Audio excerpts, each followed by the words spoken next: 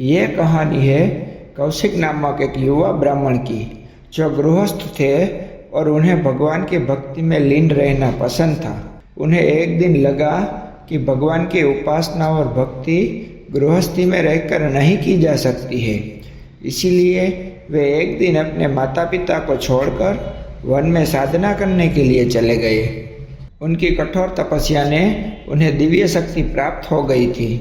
एक बार वे एक पेड़ के नीचे बैठे थे, तभी एक चिड़िया के जोड़े ने उन पर बीट कर दी तो उन्होंने उसे भस्म कर दिया।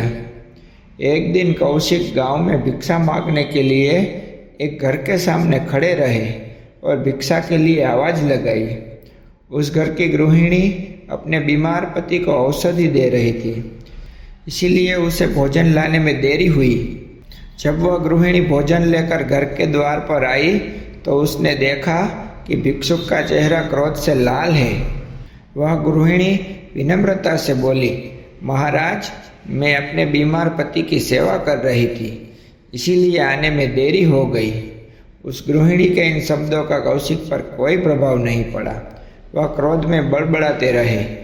अब गृहिणी का धैर्य जवाब दे गया। वह कौशिक से बोली, महाराज, आप गुस्सा क्यों करते हो? मैं वह चिड़िया की तरह निर्बल और अबोल नहीं हूँ जो आपके क्रोध में भस्म हो जाऊंगी। गृहिणी की इन बातों को सुनकर कौशिक तुरंत हतप्रभ हो गए और उन्हें लगा कि गृहिणी को भी दिव्य दृष्टि प्राप्त है। तभी ऋषि कौशिक ने उस गृहिणी को धर्म के बारे में पूछा।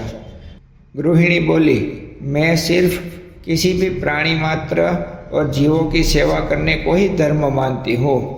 मेरे लिए पति की सेवा ही सबसे बड़ा धर्म है।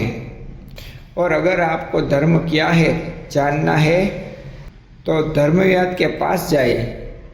ऋषि कौशिक ने देखा कि धर्मव्याध बड़े लगन से अपनी माता पिता की सेवा में लगे हुए थे। उन्होंने धर्मव्याध से पूछा कि धर्म क्या होता है। धर्मव्याध बोला, किसी भी जीवित प्राणी की सेवा करना ही मनुष्य का परम धर्म होता है।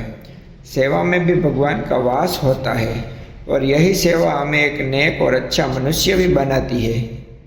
धर्मव्याध की बातें सुनकर ऋषि कौशिक को अपने निर्णय पर पछतावा हुआ, जो उन्होंने भगवान की उपासना के लिए उन्होंने अपने माता पिता को छोड़ने का निर्णय लिया था। कौशिक अब अपने घर वापस लौटे और उन्हें सेवा का महत्व समझ आया और अपनी माता पिता की सेवा करने लग गए।